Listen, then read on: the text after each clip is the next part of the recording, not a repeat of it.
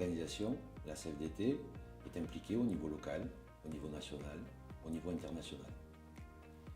Je travaille aussi dans le cadre du comité d'entreprise européen, qui regroupe 14 pays où le Crédit Agricole a des activités, une ou plusieurs, en fonction des pays concernés. J'ai été élu par les représentants de ces pays en tant que secrétaire du comité européen en charge de l'animation de l'équipe.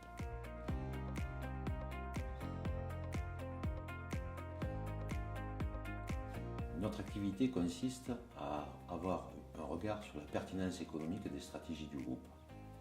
Elle consiste aussi à regarder les impacts sociaux qu'il peut y avoir dans différents pays suite à une restructuration, une fusion, une acquisition.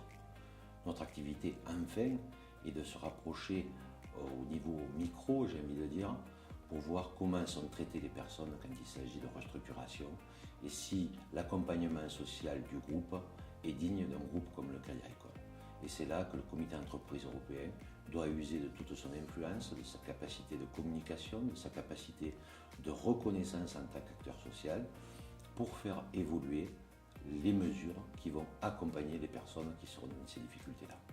Enfin, pour notre comité européen, la priorité est la communication. Communiquer avec l'ensemble des salariés, qu'ils soient en France ou à l'international, que personne ne se sente isolé dans le groupe Crédit Agricole. L'actualité de notre comité d'entreprise européen est aujourd'hui d'être partie prenante dans la négociation d'un accord cadre mondial. Les accords cadres mondiaux, en tout cas celui que nous espérons négocier, doit prévoir de nouveaux droits ou amplifier des droits pour l'ensemble des salariés des pays où exerce le Crédit Agricole, y compris pour ceux qui ont des législations sociales faibles et donc peu de droits.